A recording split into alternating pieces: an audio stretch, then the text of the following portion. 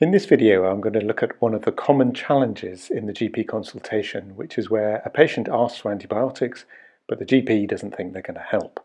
Within the TwoHuzzas model, this is described as an empty room. We're going to look at how to spot empty rooms and how to navigate them so that neither patient nor GP becomes frustrated in the end.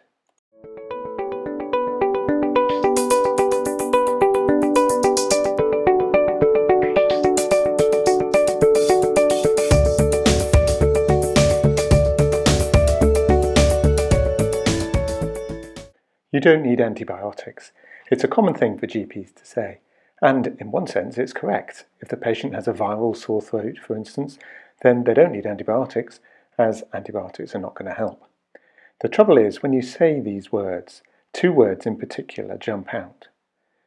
The words you and need. It's not about antibiotics anymore. It's about what the doctor thinks I need.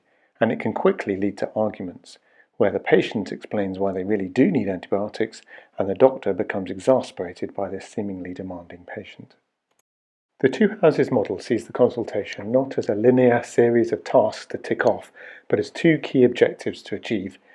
The first is for the doctor and patient to work out what really matters with the problem they're looking at, and the second is that on the basis of a shared understanding, they decide together what to do about it.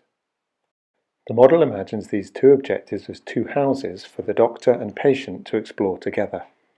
Where we work out what matters is the house of discovery, while the house of decision is where we decide what to do. With antibiotics in a sore throat, we are in the house of decision. We will have already worked out what matters. To the patient, it may be they're just fed up with the pain they're in and want a good night's sleep to be fresh for work tomorrow. The doctor will have taken a careful history and examination and worked out that what also matters is that this is a viral sore throat and antibiotics won't help. We can imagine the house of decision like a series of rooms to explore, each one containing a decision the doctor and patient could make, a treatment to try, a test to arrange, or a referral to make, for example. In this scenario, there's a room marked antibiotics, but the doctor knows it's empty. It has nothing of value to help the patient. When faced with an empty room like this, if we say, you don't need antibiotics, we've said nothing about how empty the room is. We've made a value judgment and declared that the patient is not allowed in this room. We're implying they're not sick enough to be allowed entry or that they don't deserve the prize within.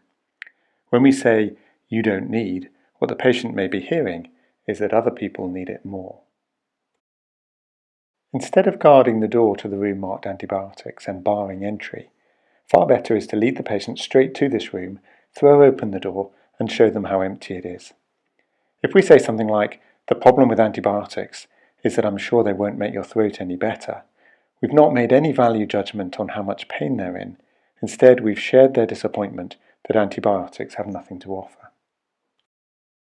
Now, we can't leave the patient in an empty room for too long, but once we've established how empty it really is, then we'll be free to move on to other, more helpful rooms in the house of decision. So the next time you find yourself about to say, you don't need, ask yourself if you're facing an empty room, and maybe there's a different way of tackling it. Thank you for listening. If you want to find out more about the TwoHuzzas model, there's a book that describes the model in detail, or you can take a look at twohuzzasgp.com to find out more.